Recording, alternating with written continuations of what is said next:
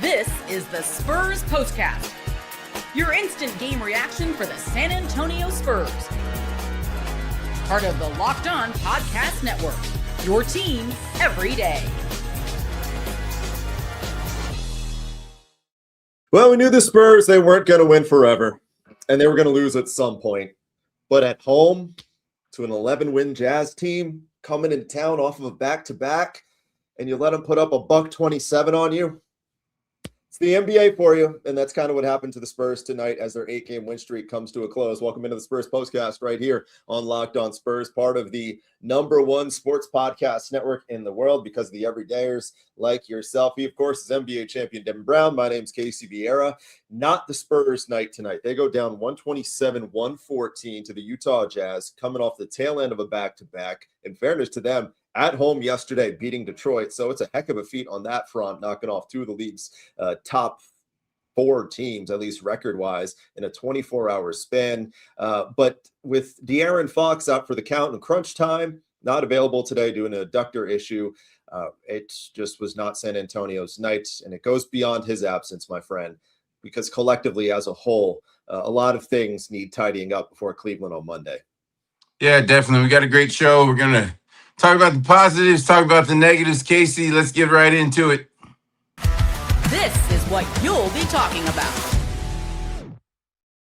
All right, well, Victor Wembanyama's push for 6th man of the year, it came to an end tonight, in theory, back in the starting lineup for the first time in 7 games, if you include the Cup Finals game. No De'Aaron Fox, like I mentioned, in a adductor situation, sitting him on the side. And San Antonio looking for their longest win streak, nine-game win streak. It'd be the first time since they did it since the 18-19 season. And they looked the part in that first quarter. Shot the lights out, 64% from the field, up by as many as 11. Put up 40 in the first quarter once again, 40-32. Keldon Johnson had 9. But Utah, they shot 75% in that first quarter.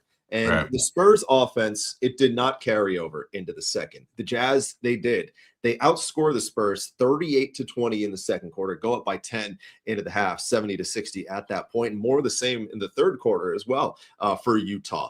They go up by 17 at one point. Spurs get it back down to 11 after 3 quarters of play. And like a lot of good teams do, like we've come to learn with the Spurs team, they play well from behind, in fairness to them, and they got the rally. They chipped away. Victor had a monster and one dunk that brought him within 3, and ultimately they tie it. But Devin, the big stops in crunch time down the stretch, defending the 3-point shot, it was not happening. But then on the other side of things, De'Aaron Fox's absence desperately needed in crunch time, and as a result, they couldn't get the stops, they couldn't make the shots, and that's why we're talking about the Spurs' first loss at home to a team other than the Golden State Warriors. Yeah, let me hit on a few things that you made in your points there. Number one, let's look at Utah like this. It's the Utah Jazz Spurs. All right, I counted when they kept panning to their bench. I saw about 3 guys that used to be here in San Antonio. That's not including Jason Terry, who's with Dallas all those years. So San Antonio was going against somebody that knows them inside out, knows the system, knows everything that they have going on in their building. That's already a tough deal there. Now, when you talk about the Jazz and what they did as far as coming out shooting the lights out, Casey, right away they felt comfortable in the Frostbank. I mean, right away you saw that. Keontae George and Colliard and my man Junior from Florida, who had a great run with them. Marketing, I mean, I go on and on. They just did a great job scoring the basketball. Now, there's a couple things that they did, and we'll get into that later about how they were taking advantage of mismatches and things like that. But, Casey, it was a rough night for San Antonio as far as their defense went. Obviously, Wemby had a big game. But I want to talk about a little bit about that situation with Wemby coming off the bench or starting, things like that, but we'll get into that later. Victor finishes with 32 points, 7 boards, 3 assists, 5 blocks, 28 minutes of work.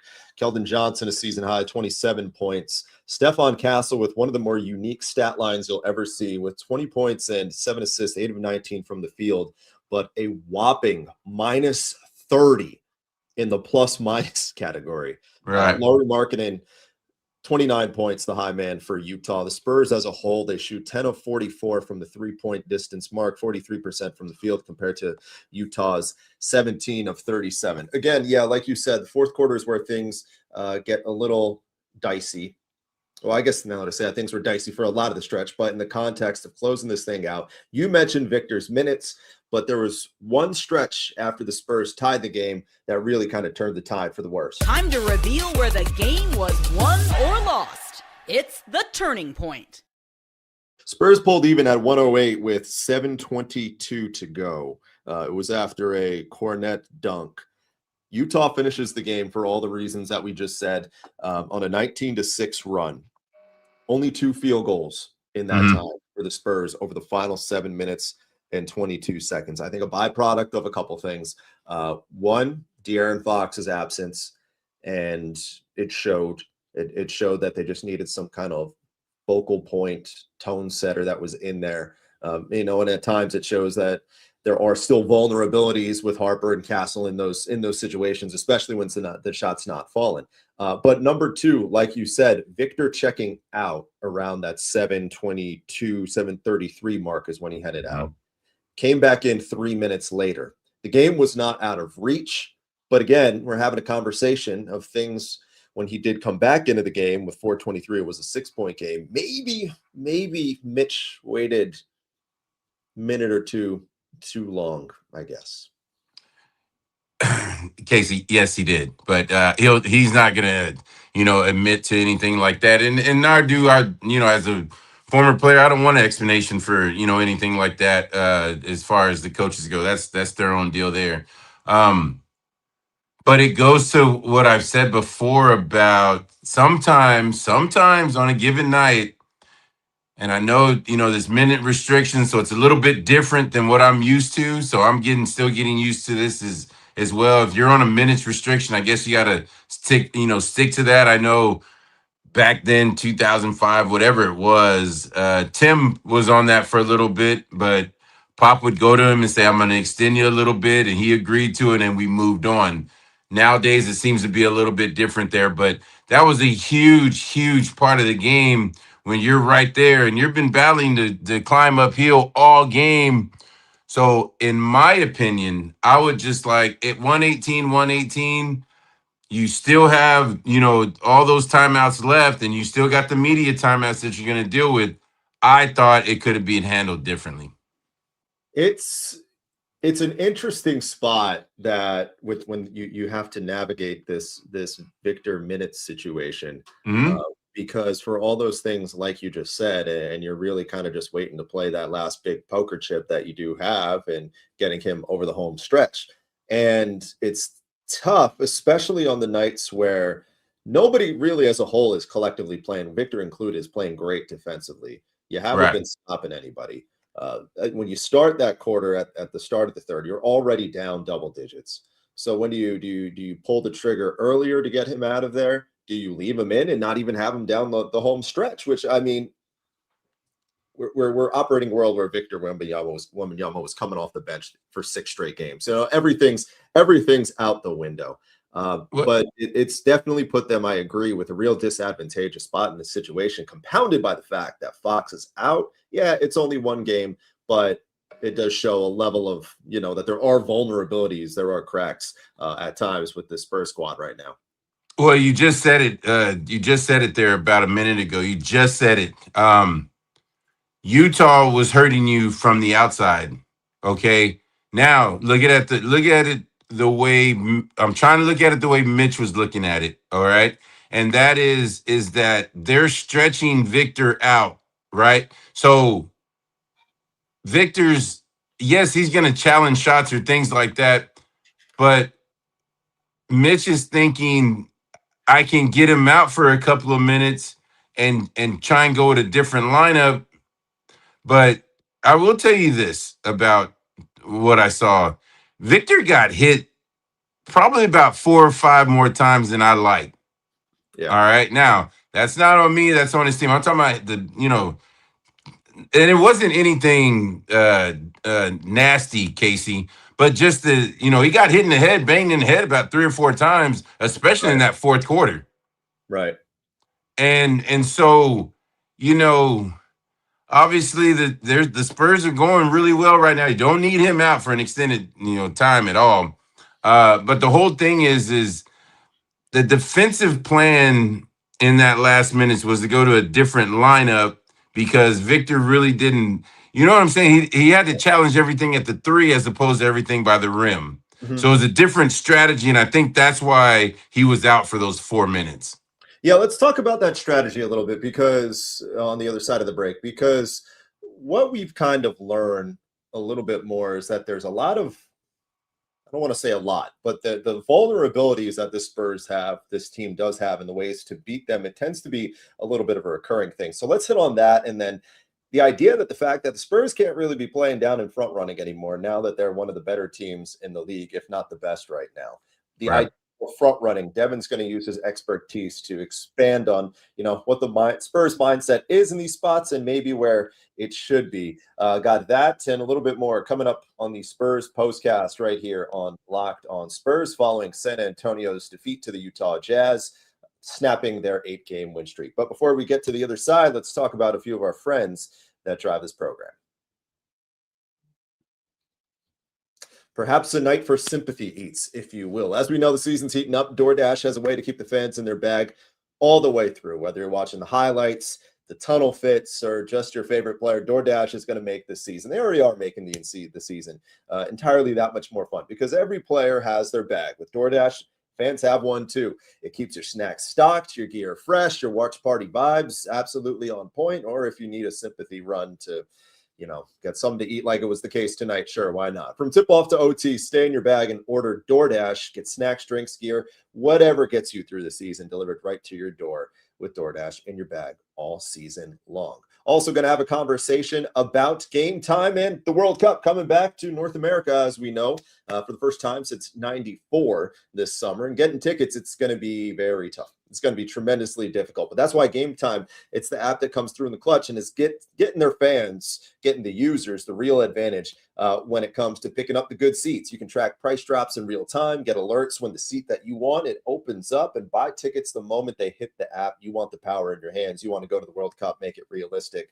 That's how you do it instead of impossible. So take the guesswork out of buying tickets and every match, concert, or event with Game Time. Download the app, create an account, use code LOCKEDONNBA for $20 off your first purchase. As always, terms apply. Again, the app, you download it, make the account, use code LOCKEDONNBA for $20 off.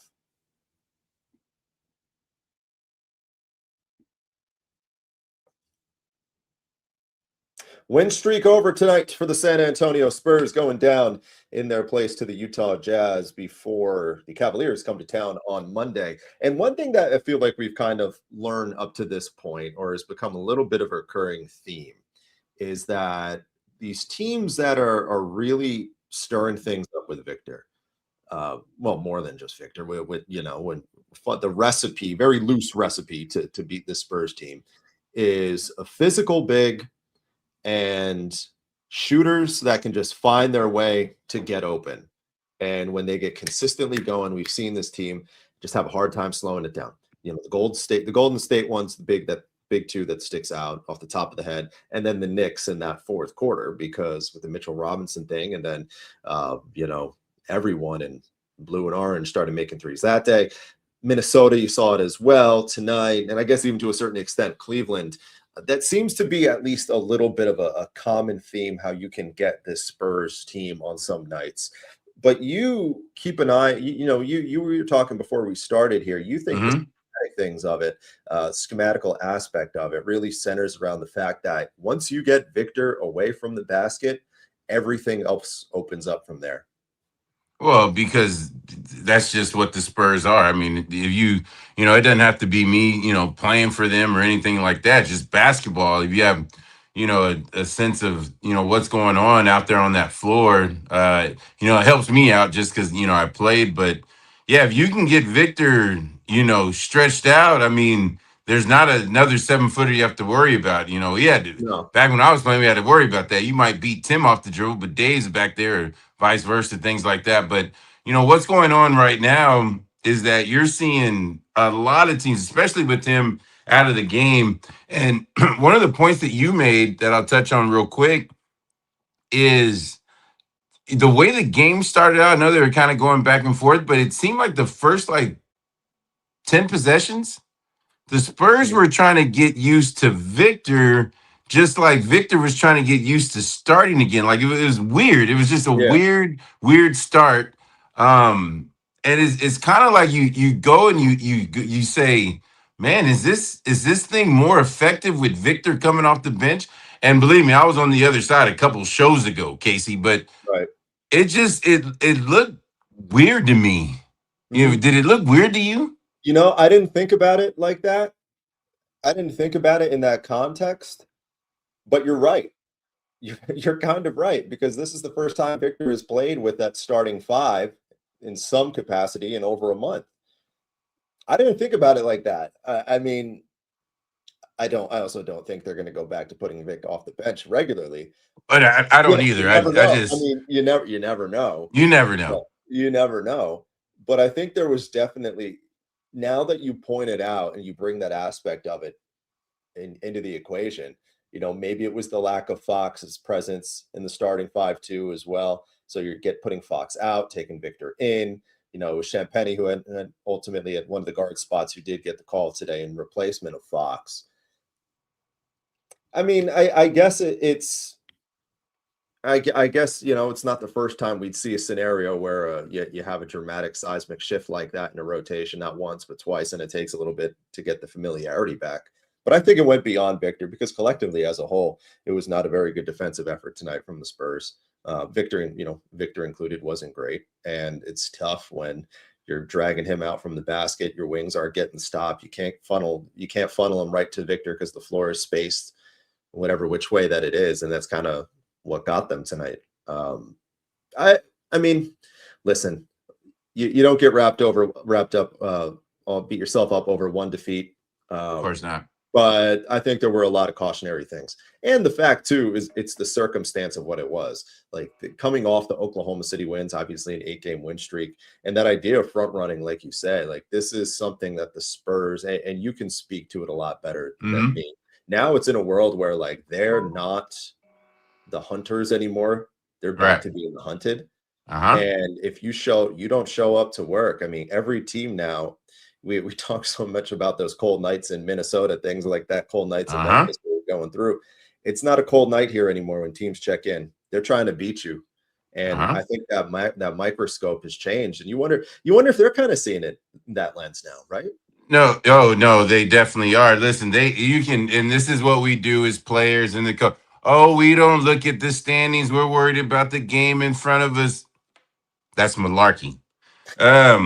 You have Spurs at 8 losses. You have the Nuggets at 9, the Lakers and Rockets at 10, the Wolves at 12, and the Suns at 13. Hey, we talked about it before the show. This was a bad loss in so many ways because you got some heavyweights right on your tail. So yes, we're gonna. That's what we're gonna do. We're gonna break this thing down and why the Spurs lost. What could they have done better? But in the grand scheme of things, yes, you're very correct about where San Antonio is right now. I talked about it in the last show. Those deep waters. You get into those deep waters with your Nuggets and your Thunder. Hey, you gotta have nights where you play better than they did tonight. A frustrating loss, an interesting loss, because it's, it feels like every time you're ready to kind of place a label on a team, like I'm not shaking the label of that they're not legitimate in the Western Conference. I do feel that way, but and it goes to show you that just when you're about ready to put that stamp on them as being the best of the best. So one of the publications today put them as like number 1 in the power rank. I know power rankings don't mean anything, right? But in the context of, people really buying in. Sometimes it's just a little something like that, and you get kicked right back down to earth. And you got a team like Utah coming in. You're a heavy favorite over them, and you're just not locked in on that point. They're going to hit you in the mouth, and you're going to get checked back into reality. And that's pretty much what it was. Hey, listen, I played for Utah. I already know what it is. A lot of nights you get the East Coast games. You throw in a Midwest game, back then San Antonio and Dallas, all those teams are good. Well, by the time we start our game at 7:30, it's time to put the kids to sleep. So when you play for that culture, you got to understand that a lot of people don't know who's on your roster. So Yeah. you take that to heart. So when you have games like this against a team like this is the second best team in the West. We just beat Detroit last night, got in at 3 a.m.